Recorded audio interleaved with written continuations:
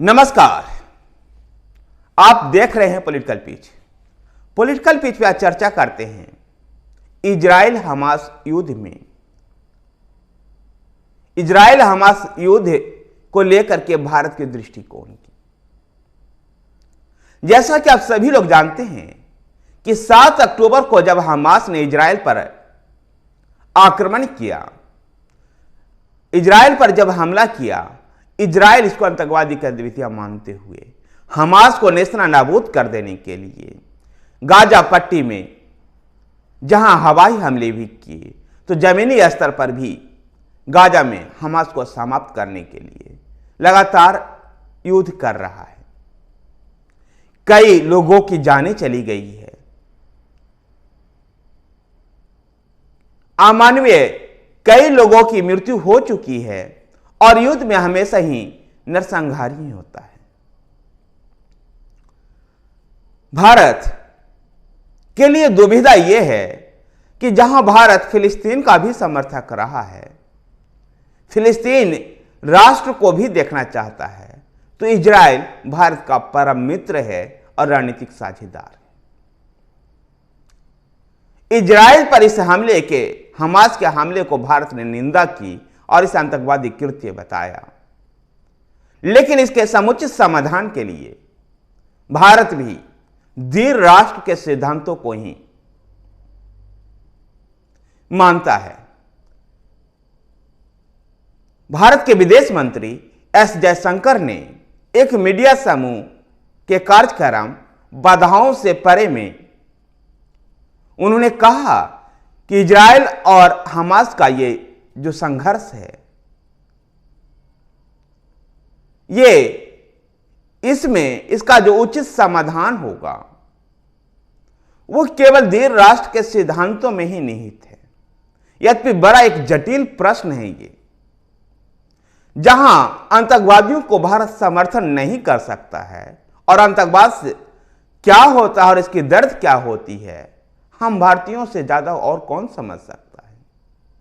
ऐसे में हमास के जो इजराइल पर जो हमला किया गया, उस कृत्य को हम न्यायोचित नहीं ठहरा सकते हैं, लेकिन जिस प्रकार से गाजा में जो नरसंहार हो रहा है उसको भी हम सही नहीं ठहरा सकते। ऐसे में लंबे समय अवधि के लिए इजराइल और फिलिस्तीन दो राष्ट्रों के अस्तित्व के साथ ही इस समस्या का समाधान दिखाई देता है। अभी कुछ दिन पहले ही पोप फ्रांसिस ने भी इस बात को कहा था कि एक बुद्धिमान समाधान यही है कि इजराइल और फिलिस्तीन दो अलग अलग राष्ट्र उस क्षेत्र में हों और यरूशलेम की एक विशेष स्थिति हो। गौरतलब है कि यरूशलेम एक पवित्र शहर है और इस पवित्र शहर को, पवित्रता को बचाए रखने के लिए पोप फ्रांसिस ने यरूशलेम का विशेष स्थिति को चर्चा करते हैं और इस क्षेत्र में इजराइल और फिलिस्तीन दो राष्ट्रों की मान्यता देते हैं। भारत की भी सोच भी कुछ इसी तरह की रही।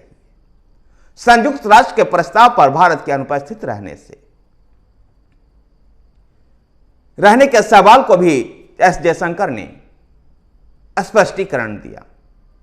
भारत जहां इजराइल पर यह आतंकवादी कृत्य को भर्त्सना करता है, तो वहीं पर गाजा पट्टी में लोगों को मानवीय सेवाएं पहुंचाना चाहता है। भारत, जैसा कि जयशंकर ने, भारत के विदेश मंत्री जयशंकर ने कहा, यह बड़ा जटिल समस्या है और इस जटिल समस्या का समाधान भारत अन्य देशों के साथ मिलकर के निकालने का प्रयास कर रहा है। एस जयशंकर से जब यह सवाल किया गया क्या I2U2 के माध्यम से और जो भारत इजराइल कॉरिडोर की जो बात है उसका इस युद्ध पे क्या असर पड़ेगा, एस जयशंकर ने कहा कि अभी कुछ भी कहना जल्दबाजी होगी।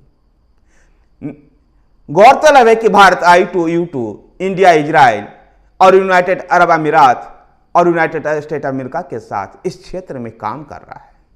तो ऐसे में निश्चित रूप से इस युद्ध का I2U2 पर भी फर्क पड़ेगा, जहां एक अभी G20 में ही एक कॉरिडोर के लेकर के समझौता हुआ कि भारत से लेकर के इजराइल तक की किस तरह से सड़क और जल मार्ग के माध्यम से कैसे किस प्रकार से कॉरिडोर का निर्माण होगा, इसके ऊपर भी फर्क पड़ने की संभावना है। क्योंकि गाजा पट्टी में जिस तरह की सिचुएशन बन रहा है वो युद्ध जल्दी खत्म होते हुए नहीं दिखाई दे रहा है। ऐसे में इजराइल और हमास का युद्ध लंबा खींचता है तो भारत की विदेश नीति के भी वो जटिलताएं निश्चित रूप से सामने आएगी, जिस जटिलता की ओर इशारा विदेश मंत्री एस जयशंकर ने किया है। धन्यवाद साथियों। अगर आपको ये वीडियो पसंद आया है तो वीडियो को लाइक कीजिए, शेयर कीजिए। हमारे साथ बने रहने के लिए हमारे चैनल पॉलिटिकल पेज को सब्सक्राइब कीजिए। धन्यवाद।